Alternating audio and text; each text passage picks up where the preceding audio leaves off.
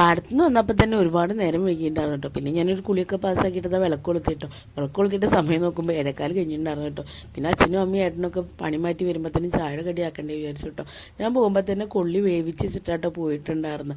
പിന്നെ അത് ഉപ്പേരിയാക്കേണ്ട ആവശ്യം ഉണ്ടായിരുന്നുള്ളൂ കേട്ടോ. പിന്നെ അച്ഛനും അമ്മയും ഈ പറഞ്ഞ പോലെ പാടത്തുനിന്ന് നേരെ കടയിലേക്കായിട്ട് പോയി കുറച്ച് സാധനങ്ങൾ വീട്ടിലേക്ക് മേടിക്കാനുണ്ടായിരുന്നു കേട്ടോ.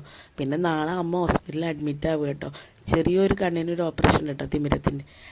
അപ്പോൾ ഈ പറഞ്ഞ പോലെ അമ്മയ്ക്കുള്ള സാധനങ്ങളും മേടിക്കാൻ വെച്ചിട്ട് പോയി കേട്ടോ. പിന്നെ ഞാൻ അത് വേഗം ഉപ്പേരിയാക്കി കേട്ടോ. ഉപ്പേരി ആക്കുന്നതിൻ്റെ ഇടയിൽ എങ്ങനെ തീ കത്തിച്ചാലും കത്തുന്നില്ല കേട്ടോ. മഴ നനഞ്ഞിട്ട് വെറുമൊക്കെ ആകെ നനഞ്ഞിട്ടുണ്ടായിരുന്നു കേട്ടോ.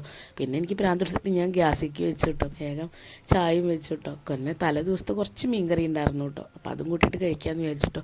നിതാരക്കുട്ടിക്ക് തീരെ ഇഷ്ടമല്ല കേട്ടോ കൊള്ളി. അവൾക്ക് അച്ഛൻ ബിസ്ക്കറ്റ് കൊടുത്തിട്ടുണ്ടായിരുന്നു കേട്ടോ. അപ്പോൾ അവളും അതും കഴിച്ചു, ഞങ്ങളിതും കഴിച്ചു കേട്ടോ. ഇനി ഇതപ്പോൾ വൈകുന്നേരത്തേക്കുള്ള ഭക്ഷണത്തിൻ്റെ പരിപാടി നോക്കണം കേട്ടോ. അപ്പോൾ അത്രേ ഉള്ളൂ ഇന്നത്തെ വീഡിയോ. അപ്പോൾ ആരെങ്കിലുമൊക്കെ പുതിയതായി കാണണമെങ്കിൽ സബ്സ്ക്രൈബ് ചെയ്യണേ.